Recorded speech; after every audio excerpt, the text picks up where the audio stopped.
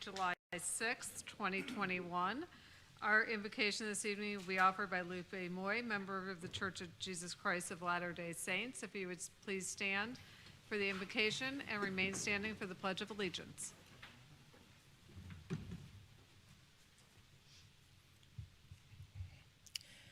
Our kind and gracious Heavenly Father, we come before you at the beginning of our city council, and we are so grateful for all that we have. We're grateful for our freedom here in America and for all the blessings that we have to enjoy things that people can't enjoy all over the world. We're thankful for our city organization and all that we have, things that are good, things that are of worth. And we ask that thy Spirit be with us here, that we will be able to use our discernment in doing the right and doing good things for our community. We ask thee to remember those that are less fortunate, and we hope all goes well at this meeting. These favors and blessings we ask thee for in the name of thy beloved Son, Jesus Christ. Amen. Amen.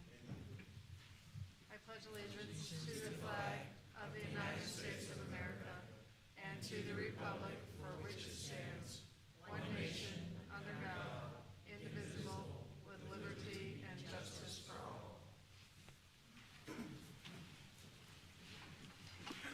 Madam City Clerk, will you please call the roll?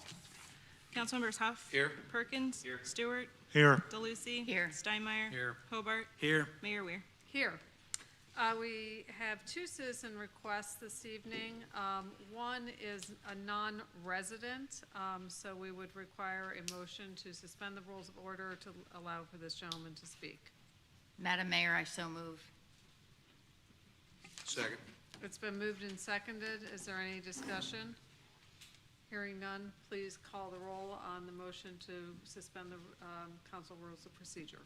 Councilmembers Huff. Yes. Perkins. Yes. Stewart. Yes. DeLucy. Yes. Steinmeier. Yes. Hobart. Yes. Mayor Weir. Yes. Our first speaker is Holmes Osborne, who wishes to speak to the council regarding police. Mr. Osborne, if you'd please come up to the podium, state your name for the record, and the clerk will keep the time here at the podium. Or at the dais, excuse me. Holmes Osborne. I wanted to read a letter to the editor that the Kansas City Star printed of mine. It went in on July 1st. The Star entitled the letter to the editor, "Pay the Police." Recently, there was a stick-up at Community America Bank on Missouri 291, a block away from my home. A few weeks ago, a fellow I grew up with in Lafayette County named Stephen Turner was accused of killing two women, presumably in a drug deal gone wrong. I looked up what a starting police officer makes in Independence, a paltry $19 an hour. That's nothing. No wonder the city doesn't have enough police. The mayor and the city council desperately need to pay the police what they're worth instead of wasting time handing out TIFs. Imagine if we paid the police $35 an hour. Holmes Osborne, Independence. Thank you. Thank you. Our next speaker is here from Lee Summit, Mr. Bruce Gordon, and he wishes to speak to the council about the Thomas Jefferson Parkway and Park. Mr. Gordon, if you would please step up, state your name for the record. You will have 3 minutes since you've spoken on this topic once okay. before. My name is Bruce Gordon from Lee Summit. I want to thank the members for recognizing me. I want to edit my plan for the Thomas Jefferson Parkway. That's switching the name from Little Blue Parkway, Thomas Jefferson Parkway. I want to add the Thomas Jefferson Park. It's going to start at 39th Street, Little Blue Parkway. I want to build a monument the size of Mount Rushmore on there. That's my dream. And it will include the presidents that are missing on Mount Rushmore that need to be recognized. And it should be called, I got names for it, Mount Independence, Mount Liberty, or Mount Freedom. And I got a dream that there's going to be 10 presidents that haven't been recognized.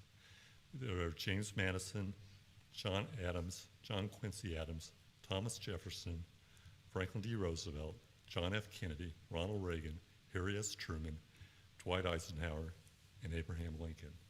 Those are some of the presidents of our Mount Rushmore. They're important for Mount Independence, Mount Liberty, or Mount Freedom. And it's my dream to have that. And my dream is all my plans for Thomas Jefferson Park are going to be free. The volunteers are going to volunteer all the material to build Mount Independence and operate a library, Thomas Jefferson Library also. That library will include all documents that are in the original Monticello Thomas Jefferson Library. We'll center on American history, and I demand that all oval tables are put in this library. It's very significant. Thomas Jefferson had oval tables at Monticello. You want everyone to be equal. When you said oval table, there's no head of the table or no bottom of the table. Everyone's the same distance from the middle. Everyone is equal. It's very important that these oval tables go into the Thomas Jefferson Library. And books are going to be transported by dumbwaiter. Thomas Jefferson invented the dumbwaiter. You have 1 minute. 1 minute? Okay. And then my dream is basically also in the library, we're going to have the Thomas Jefferson Freedom Hall of Fame. We're going to have inductees into the Freedom Hall of Fame every year, just like the Baseball Hall of Fame and other Hall of Fames. And I've got a name of 17 people, including Lewis and Clark, Martin Luther King, Ralph Nader, Cesar Chavez, Frederick Douglass, Rosa Parks, John Lewis, Jane Addams, the Tuskegee Airmen, Samuel Adams, Benjamin Franklin should be in the Hall of Fame. It's a dream that I think I can do it for free.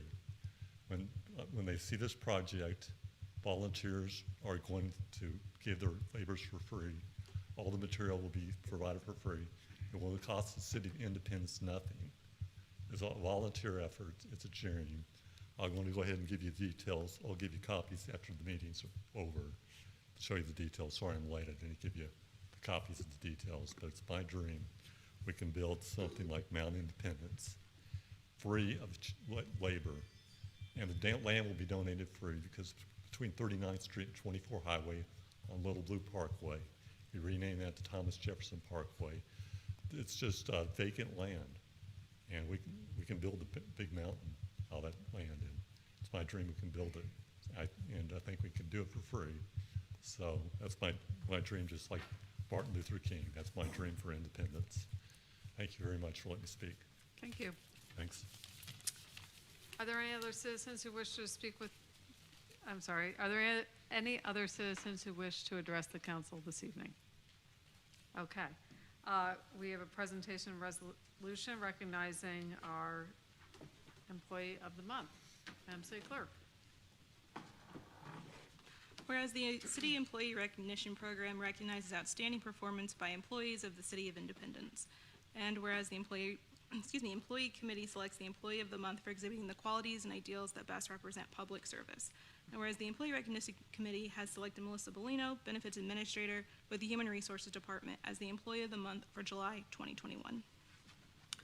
Is there a motion for approval of this resolution? So moved. Second. Is there any discussion? Hearing none, please call the roll.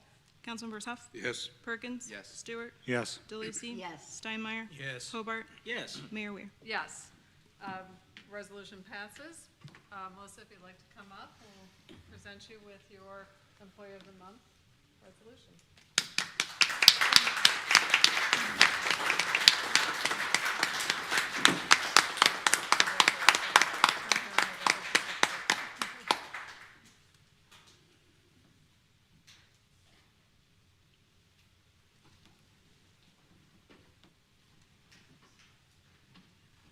Okay, this brings us to our consent agenda.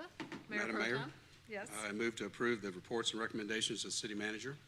Second. It's been moved and seconded. Are there any items any council member wishes pulled for separate consideration? Madam Mayor? Yes. Number 2, please. Okay. Any others? Number 6.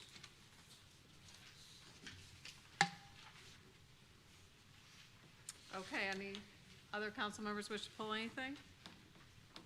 Madam City Clerk, will you please call the roll on the consent agenda, minus item number 2 and item number 6? Councilmembers Huff? Yes. Perkins? Yes. Stewart? Yes. DeLucy? Yes. Steinmeier? Yes. Hobart? Yes. Mayor Weir? Yes. Councilman Steinmeier, item number 2. Thank you, Madam Mayor. Mr. City Manager, I appreciate the fact that we're finally getting with this housing study. We've had some approvals of new development in our last council meeting. I would like, if possible, to include in this study since we're expanding population, spanning an area, if there can be some collaboration with Chief Short in terms of fire safety in that area. I'd like to know specifically where we can build a new fire station, preferably in that area. And I'd like to see if we have a ladder truck that will be capable of going to the rooftops of these new developments. If you haven't been out there, I would encourage you to drive out there. These are tall multifamily units out there. I'm not sure that we have. I understand our response time needs to be 7 minutes or less. I'd like to know what station can handle that at any given point of the day, season. If we have a firehouse that can actually do that. And then, of course, we need to know what our expanded police force is going to look like with the added population and patrol in that area. Are those things that we can do? I think those are fine ideas. I may suggest, if it comfortable with the council, one of the items funded or recommended to be funded in the budget the council just adopted was a fire deployment study. Yeah. That may be the more appropriate place to research specifically where those population trends are happening and all those issues that you just articulated. Wouldn't hurt to have another set of eyes to review it as well as part of the housing study. These are serious concerns. If we're going to be expanding an area, rezoning, adding population, we need to know what the safety standards are out there and who's going to pay for it. I have ideas. I think we should be looking at not passing it on to taxpayers as much as we should maybe the developer in that area. If we can build a firehouse in that development, I think maybe it's something we should look at. Okay. Okay? Madam Mayor, Yes. and I would also add to that, I believe the housing study is on the agenda for the on the roll study, that we can also talk about those at committee level, some of the different concerns and stuff that we might have, for sure. Okay. Would you like to make a motion, Councilman? Yes. I'd like to move to approve item number 2, the report's recommendations of the city manager. Second. It's been moved and seconded. Is there any further discussion? Hearing none, please call the roll. Councilmember Huff? Yes. Perkins? Yes. Stewart? Yes. DeLucy? Yes. Steinmeier? Yes. Hobart? Yes. Mayor Weir? Yes. Item number 2 passes. Councilman Huff, item number 6. Yes, Mr. City Manager, once again, we're spending a lot of money out there on these tin cans. As an employee, I complained about this. I complained to last council, no one wanted to listen. I've complained to this council. We just continue to kick this down. This is going to be a burden to our children, our grandchildren. 1.9 million. Where are we at with our site plan?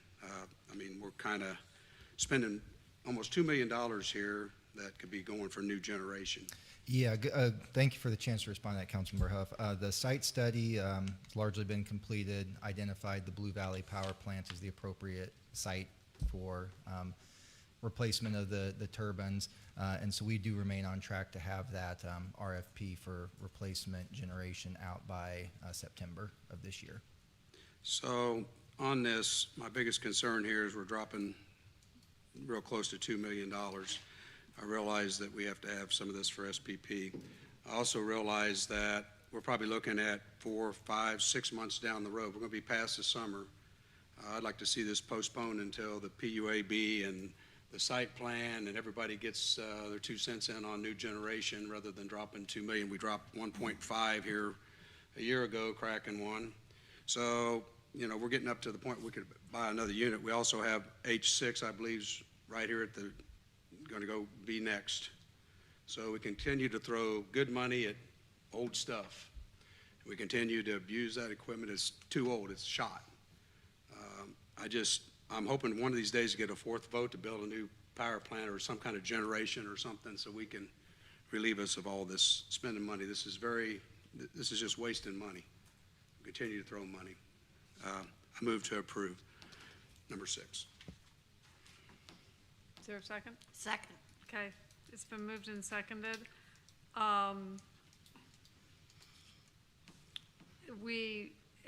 In the strategic plan that was just approved by was presented to the council, went to the POAB, approved by the POAB, approved by the council.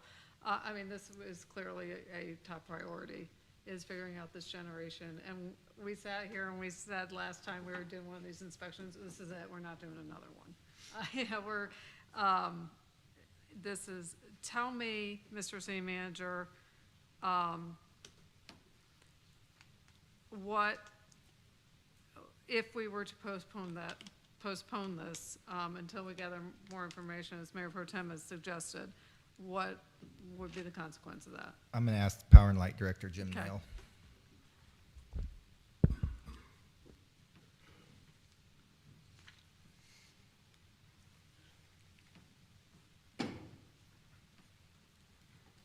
Evening, Mayor, council members. Jim Nail, Power and Light Director. First of all, I want to point out that 1.9 million is the worst case estimate from General Electric. There's a lot of contingencies that are built into that estimate because as is true with a lot of large pieces of equipment, until you get it taken apart and can inspect it, you really don't know what the fault is or what it's going to cost to repair. It could be $400,000 or $500,000, or it could be the 1.9 million if it has to be completely rebuilt. The danger of delaying is that we have requirements, as was mentioned, we have requirements that we have to meet with Southwest Power Pool for our capacity agreements. If we lose the capacity of that unit before new generation takes its place, it will cost us approximately $500,000 per year just for that one turbine, the capacity for that turbine. So in 4 years' time, which is 3 to 4 years is probably the timeline we're looking at to get new generation installed and in operation, you're still going to spend that $200,000 or that $2 million just on capacity requirements. If we To get it from someplace else. to get it from someplace else. If we And this thing could stop working next week. right now it's inoperable. It's down. So if we spend the 2 million, are we guaranteed that we're going to get 5 more years of use out of it without spending any more? There's no guarantee, but it's a pretty good chance that if GE gets in there and does a complete inspection on the rotor and finds where the fault is and is able to repair it, then the H5 and H6 were both evaluated as being in very good condition for their age compared to the other turbines because they have been maintained over that time period. So again, you could spend $400,000 to $500,000 to get it back into service, and then have a unit operating that you can get credits off of for production. As we saw in February, that can be very important. And if the decision is made to just go ahead and retire that unit, you're still going to spend $500,000 a year to replace the capacity. Okay. Yes. Yes, I thought for an inspection, according to the last one we had, is 1.5 million. So where are you coming up with 400,000? They're gonna inspect this, correct? This is the 1.5 million was for what we call a hot gas path inspection, where they go in and inspect the turbine itself. This is the generator. The generator has developed a fault. Generator is a big piece of metal that's wound round and round with cables. Somewhere in that ring of cables is a fault. It makes the generator inoperable. It cannot generate with that fault.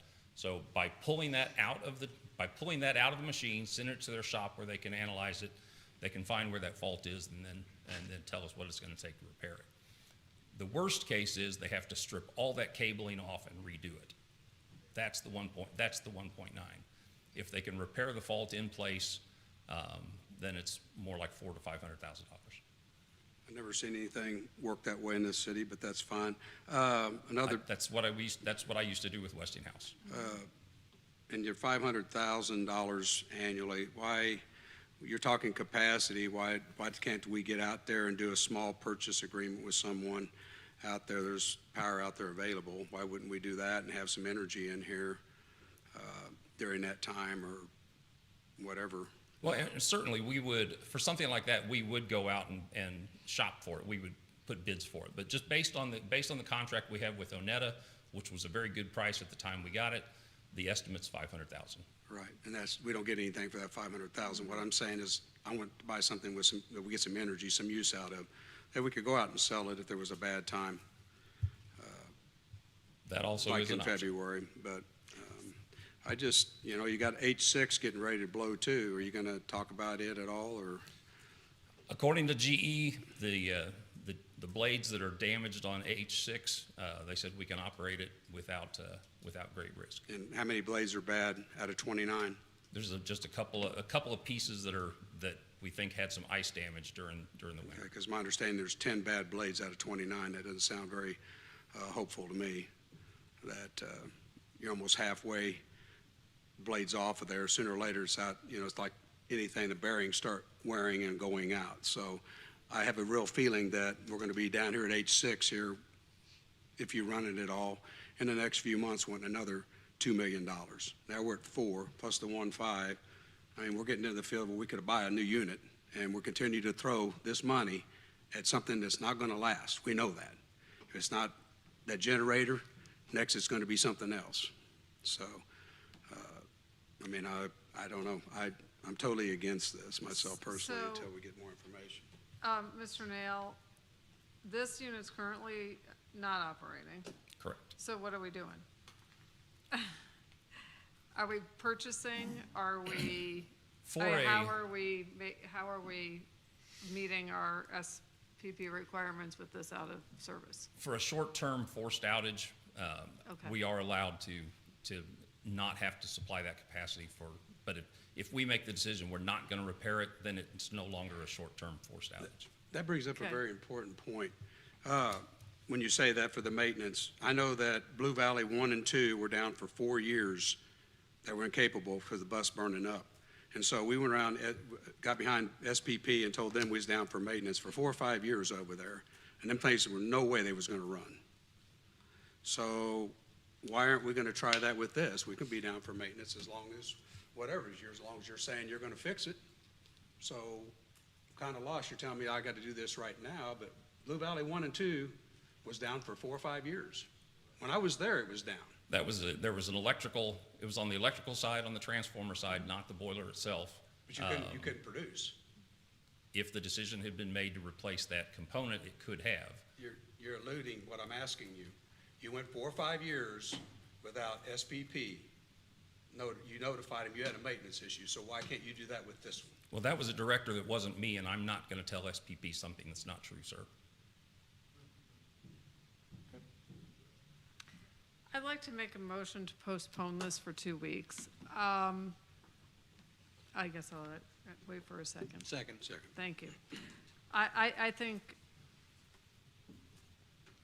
I know, we can only move so fast on these things, and it's taken a lot of work to come up with a strategic plan and put this at the forefront. But I do agree that, when we spent the 1.5 million, said, you know what, we're not going to do this anymore. We're going to find a solution. And we really need to make that a priority. I mean, without having much information, just in this little bit of discussion this evening,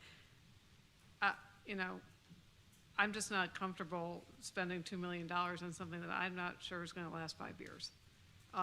If we're going to spend $2 million, then go buy it and put this thing to rest. And I know that's going to take some money too, but I just think we need a little time to get some more information. Madam Mayor, Yes. this is a question maybe for Mr. City Manager. Could we get somebody from GE to come talk at a study session? Mr. Nail? We could ask them. Just so if everybody needed to have it explained to them, we could all understand it. Anybody have a problem with that? Is that right to ask? I don't mean to. Are they going to send a technical guy that no one's going to understand what he's talking about? I mean, what's he going to tell Well, you? I don't know, because I don't know what else there is we need to learn about it. So, I think, so whatever additional information that you said we need, let's get that guy here. yeah, I mean, nobody has a crystal ball. I mean, nobody knows if these things are gonna last 3 years, 10 years. I mean, that's been the moving target Well, I agree. for quite some time. Right.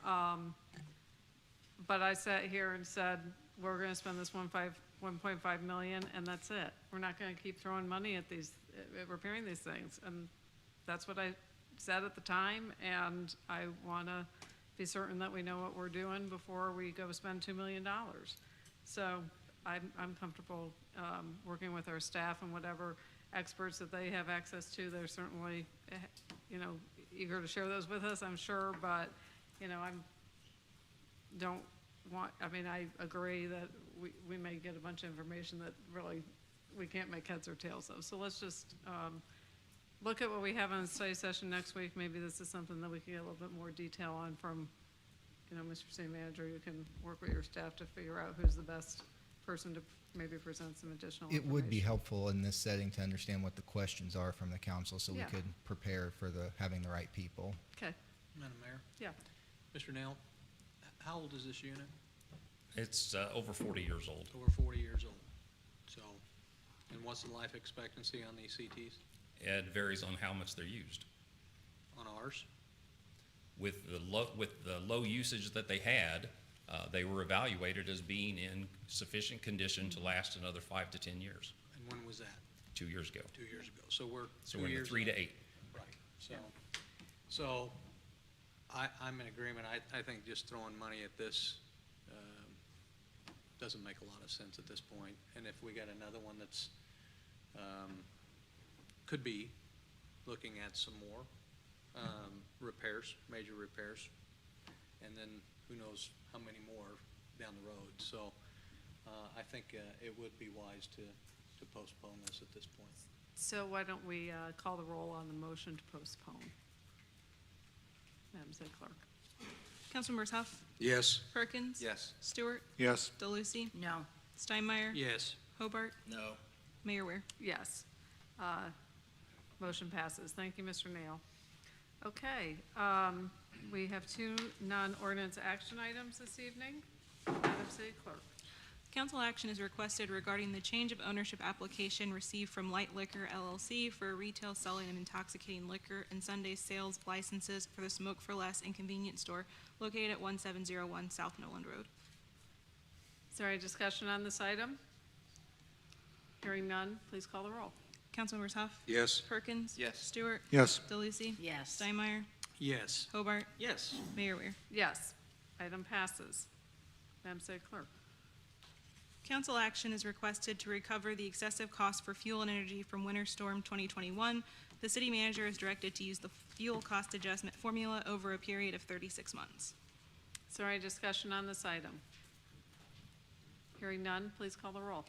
Councilmembers Huff, Yes. Perkins, Yes. Stewart, Yes. DeLucy, Yes. Steinmeier, Yes. Hobart, Yes. Mayor Ware. Yes, item passes. We have 2 ordinances this evening. Madam City Clerk. Bill number 21-034, an ordinance amending section 12.01.003 of the Independent City Code to add the phrases sexual orientation and gender identity to 12.01.003 subsection C. Second and final reading. Is there any discussion on this bill? Madam Mayor, Yes, I Councilman. had some questions, maybe some comments. First of all, who requested this? Mr. City Manager? I believe this was a recommendation from the Human Relations Commission. Okay, so I guess I have some questions for the prosecutor on this. Is this something that you think we should have? I guess to start with.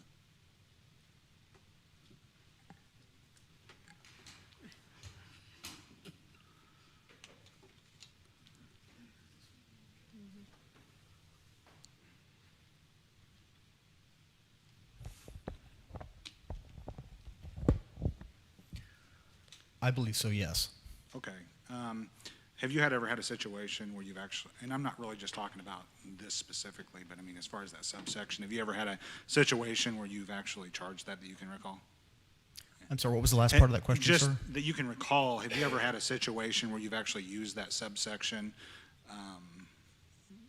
Thankfully, not that I can recall, although we did have a recent incident where I would have used that section had it been enacted.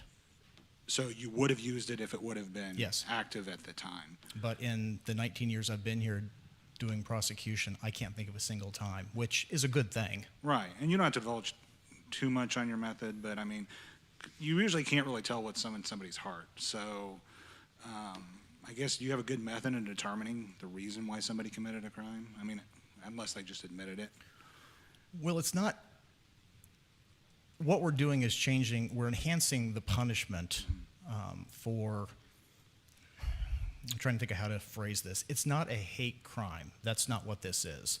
It is a sentence enhancement to the assault ordinance, which is if you commit the crime of assault and you do it with the intentions of attacking someone for their race, for their gender, for their now sexual orientation, that is a sentence enhancement. And who makes that determination? Do you add an additional charge, or does the judge make that determination? I would be the one usually making that determination. But then it's ultimately up to the judge to decide, correct, whether or not they agree with you? Well, it's up to the judge to decide guilt or innocence. If a person pleads not guilty, we have a trial. But for the charging language, it would be up to me. And I would base that on the totality of the circumstances. Okay, so let me ask you this. You bring charges for assault against somebody, Yes. and just anything in that subsection, doesn't matter, race, sexual orientation, it doesn't matter. Can the judge find them guilty on the assault, but say, no, I don't think it was because, or is it kind of an all or nothing thing? No, the judge is limited to what the charging language is. So if the judge found them not guilty on everything because they didn't believe because it was because of a race or gender identity or whatever, then the charge would they'd be found not guilty on everything? That would be correct. The judge doesn't get to decide what the charging language is. The prosecutor gets to decide the charging language, and then the judge makes the determination of guilt or innocence based on the evidence presented. So what you're saying is you better be right on whether or not they did it for that reason or not? That's correct. Okay. I sincerely hope I don't have to use this ordinance, ever. Why wouldn't you, if something like this, I mean, it would be kind of serious, why wouldn't you just bump it up to state charges? Because that's the route I would go. But Oh, council member. If I had the It power works to, the opposite way. yeah, if I had the power to send things to the state, I mean, I have Jean's number. I could just give her a call and say, hey. Go for it. Criminal prosecution flows downhill, and we get what the state and what the federal prosecutors don't want. And so it lands here. I cannot refer things to the state.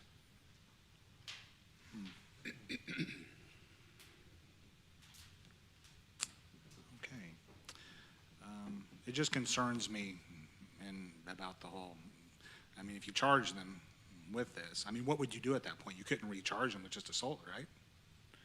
I mean, let's say you charged somebody with assault and put the enhancement they did it because of sexual orientation. And maybe I'm confused here.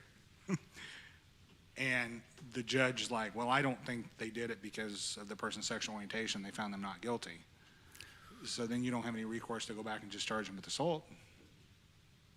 And maybe I'm confused here. No, you're correct. If they're found not guilty based on the evidence that's presented, if it doesn't support the charging document, which says assault with the enhancement of it occurred because of this, this, or this, then the case is over. I'm at the point I think we should just get rid of the enhancement, period. I don't know. That's all I have. Okay, any further questions on this bill? Hearing none, please call the roll. Councilmembers Huff, Yes. Perkins. Yes. Stewart. Yes. DeLucy. Yes. Steinmeier. Yes. Hobart. Yes. Mayor Weir. Yes, ordinance passes. Bill number 21-035, an ordinance approving the amended 2020 to 2021 annual action plan for program year 46 and the 2021-2022 annual action plan for program year 47 for the CDBG and home programs, authorizing applications to the Department of Housing and Urban Development HUD for the Community Development Block Grant CDBG program year 47 and the Home Investment Partnerships Act home program year 27, authorizing execution of a written agreement and acceptance of CDBG and home program funds under the Housing and Community Development Act of 1974, and making the necessary appropriations. Second and final reading. Is there any discussion on this bill? Hearing none, please call the roll. Councilmembers Huff, Yes. Perkins. Yes. Stewart. Yes. DeLucy. Yes. Steinmeier. Yes. Hobart. Yes. Mayor Ware. Yes, ordinance passes. This brings us to our first readings. We do have one emergency this evening on appropriation ordinance, which will receive 2 readings. Madam City Clerk. Bill number 21-036, an ordinance approving a rezoning from District R30 PUD High Density Residential Plan Unit Development to District R6 Single Family Residential for part of the property at 218 North Delaware Avenue in Independence, Missouri. Bill number 21-037, an ordinance approving a special use permit to operate a tunnel car wash on property located at 19151 East 39th Street South in Independence, Missouri. Bill number 21-038, an ordinance amending ordinance number 19226 by adding 65 new parcels related to the 24 Highway Complete Streets Phase 1, project number 70111-801, and in order to acquire necessary temporary construction and grading easements, new right-of-way, and general utility easements for the project. Bill number 21-039, an ordinance creating section 12.06.008 in the Independent City Code for the prohibition of conversion therapy of minors. Bill number 21-509, an ordinance adopting an amendment to fiscal year 2021-2022 budget, which was approved by ordinance 19228. Bill number 21-509, an ordinance adopting an amendment to fiscal year 2021 to 2022 budget, which is approved by ordinance number 19228. Second and final reading. Is there any discussion on this bill? Madam Mayor? Yes. Isn't that tied to the 1.9 million for power and light? Is that what I read on there? Correct. So it'd be postponed also. Okay, very good. Do we have new separate motion? Make a motion, go ahead and make a Okay. motion. So moved. It's- Second. Is there any discussion on the motion to postpone this? Mr. City Manager, do you just want to explain this real quick? So, why there were, Yeah, the budget that was adopted at the last council meeting had about, rough numbers, $1.5 million allocated for that CTH5 project. The estimated cost, as Mr. Nell referred to, may be as much as 1.9 million. So this was appropriating from the fund balance of the power and light to make sure there were sufficient funds up I to see. 1.9 million. okay, so we'll need to postpone this so that we don't appropriate the funds until we decide we're going to spend them, correct? Yep. Okay, very good. So it's been moved and seconded to postpone 21509 for 2 weeks. Is there any discussion? Hearing none, please call the roll. Councilmembers Huff. Yes. Perkins. Yes. Stewart. Yes. DeLucy. Yes. Steinmeier. Yes. Hobart. Yes. Mayor Ware. Yes. Ordinance passes. This brings us to council member comments. I'll start on my right with Councilman Stewart. So, let's see, I was working my police job Saturday night, and I met a very nice young lady, 20 years old, and we started talking. I was actually working off duty at a fireworks stand, and she was telling me how she was getting her degree in criminal justice, and I asked her, I said, so what do you want to do with that? And she actually told me she wanted to become a police officer, and I thought that was pretty cool, you know, with everything going on. So there are people out there that still want to do it. My next question was, so where do you want to work at? And she told me Kansas City, Missouri Police Department.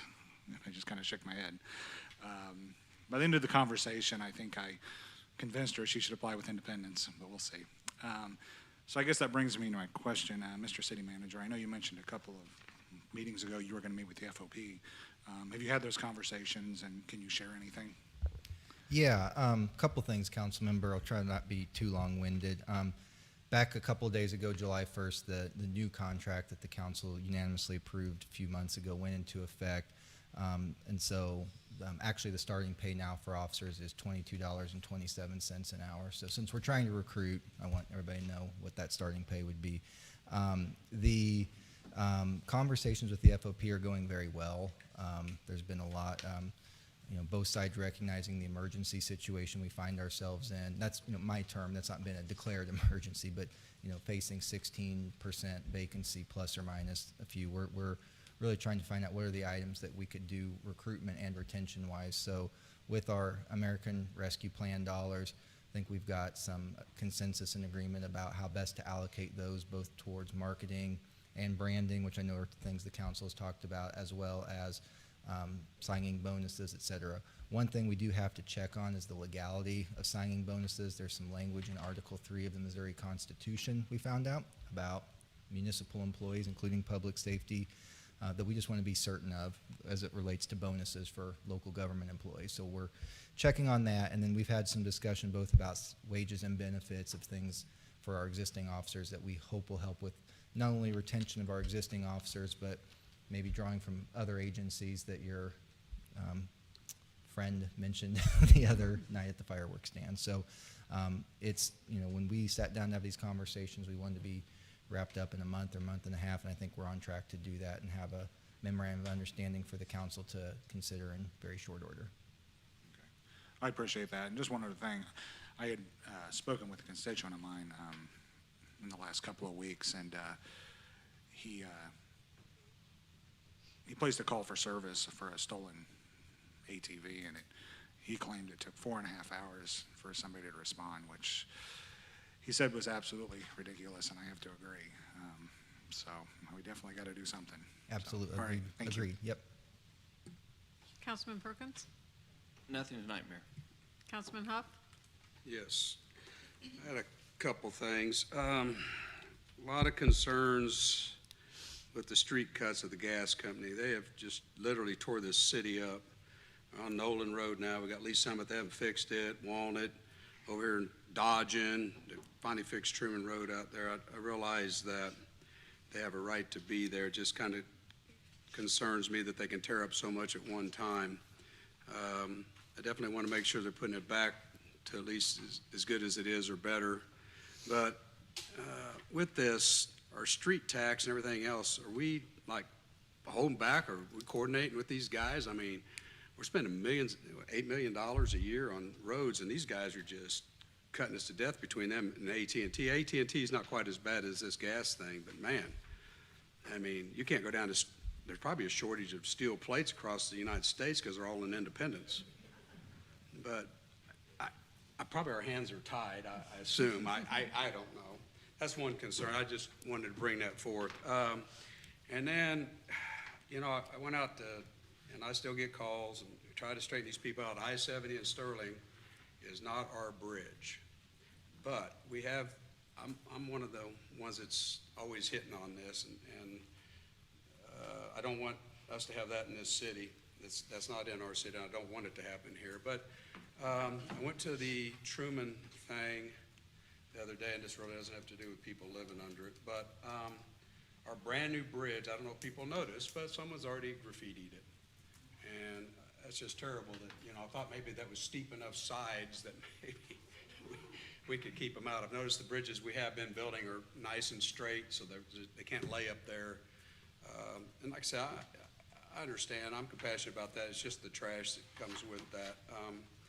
But I hope, I don't know if you noticed that, but that needs to be addressed. And maybe we can get some cameras. I know the police always say, hey, if we don't know who they are, camera don't do no good, or something across that. I mean, that's ridiculous. That bridge just opened up and we've already got it started. Luckily, it's underneath and not on the face, so we have to look at this thing. But other than that, I have nothing. Thank you. Thank you. Thank you. Councilmember DeLucci. Nothing, thank you. Councilman Steinmeier. Yes, thank you, Madam Mayor. Mr. City Manager, is there a way that we can, this was brought up at the PUAB briefly, a running tally, a running total of our FCA at IPL? Is there a way that we could do like the COVID numbers, put it in the information only? What our balance is, what was paid down, what was added to it? Is there a way to do it in billing? Just so that people have an understanding of how much the FCA is costing us, how much is being paid down, and how much is being added to. Is there a way for us to do that, you think? I will talk with the leadership team and find out if we can, and find a way if we are able to. I appreciate that. Appreciate everybody being involved, coming back to the meetings. I appreciate everybody's involvement.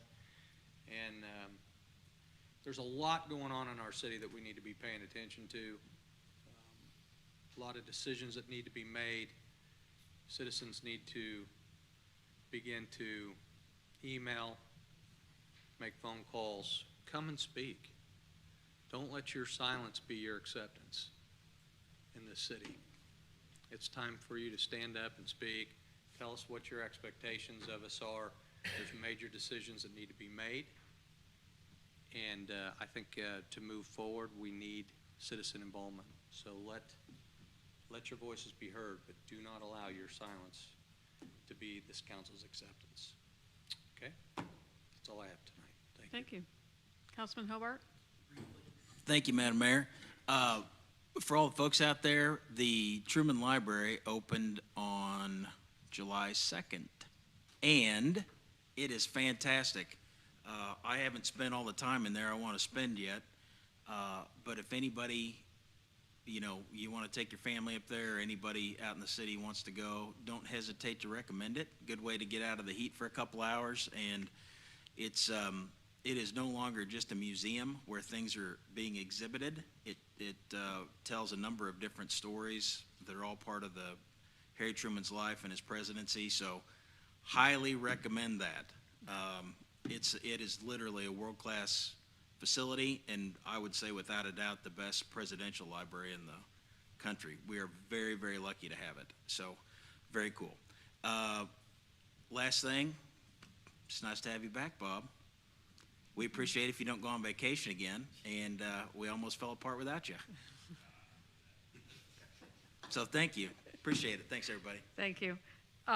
It was a tremendous weekend in Independence, kicking off with the unveiling of the Truman statue on Thursday at the Truman Library, and then the opening to the public on Friday. They are timed tickets, limited capacity, so as enthusiastic as we are about it, don't just show up and expect to get in. You need to go and reserve your tickets in advance. But it is truly spectacular. And then the City of Independence was the sponsor of the Royals game on 4th of July. Hot one out at the K, and shockingly a loss for our hometown Royals, but a really great opportunity for our tourism department to promote our city. The commercials that have been running and the advertisements within the stadium throughout the season have been tremendous, and they had a very, very nice presence there. And so thank you for this council, one, for approving the funding to be able to do that, and then for our staff for being out there and doing such a wonderful job representing our city.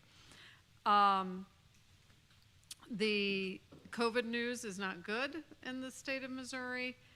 The Delta variant is here. There's no questioning that. We are testing our sewer output, and it is here. 100% of our wastewater is showing Delta variant. So very nearby, we're seeing some very unfortunate backsliding into hospitalizations, scarcity of ventilators, and we don't want that to be coming our way. We have, I think Meg told me, 16 vaccination opportunities that are scheduled. Everywhere you go around town, there's opportunities to get vaccinated at the grocery store, at our clinics that we're hosting, which are available on the city website, or by contacting any of your council members or our city staff. We'll tell you where those are. The pharmacies, I mean, there's lots of places and lots of events happening to encourage people to get vaccinated. I know there's a lot of feelings about the vaccine, and I respect those, but it is the only defense that we have right now against COVID-19.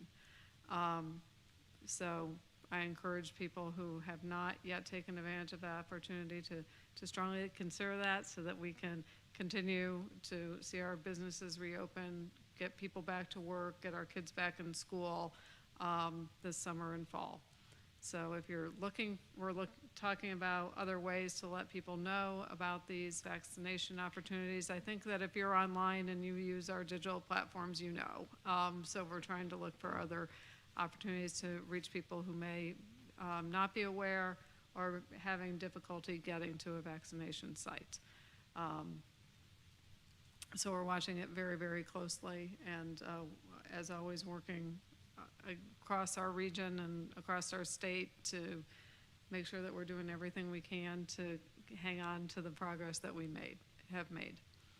Mr. City Manager, anything else this evening? Nothing tonight, thank you. We are adjourned.